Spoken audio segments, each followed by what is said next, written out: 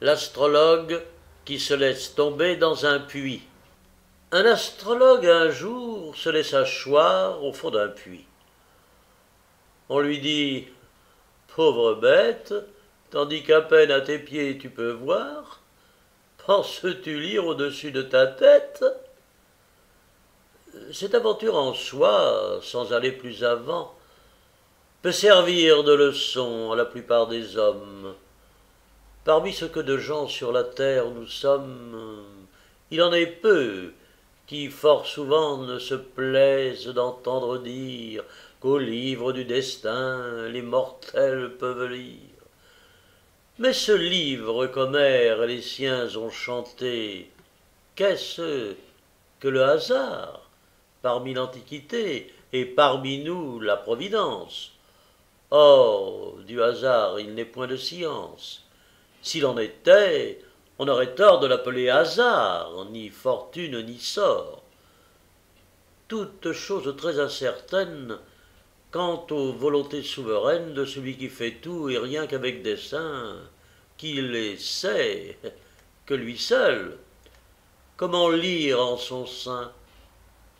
Aurait-il imprimé sur le front des étoiles ce que la nuit des temps enferme dans ses voiles? À quelle utilité?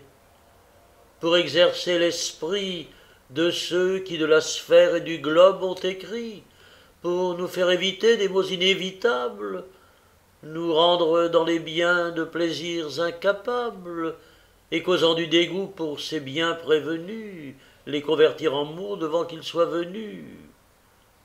C'est erreur, ou plutôt c'est crime de le croire.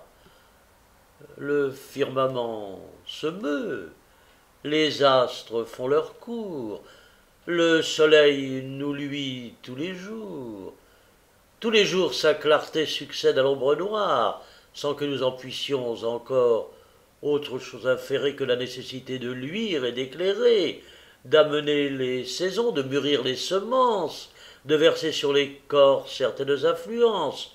Du reste, en quoi répond au sort toujours divers ce train toujours égal dont marche l'univers?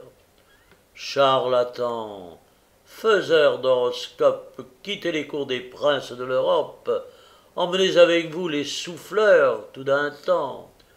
Vous ne méritez pas plus de foi que ces gens. Je m'emporte un peu trop. Revenons à l'histoire de ce spéculateur qui fut contraint de boire. Outre la vanité de son art mensonger, c'est l'image de ceux qui bâillent aux chimères. Cependant qu'ils sont en danger, soit pour eux, soit pour leurs affaires.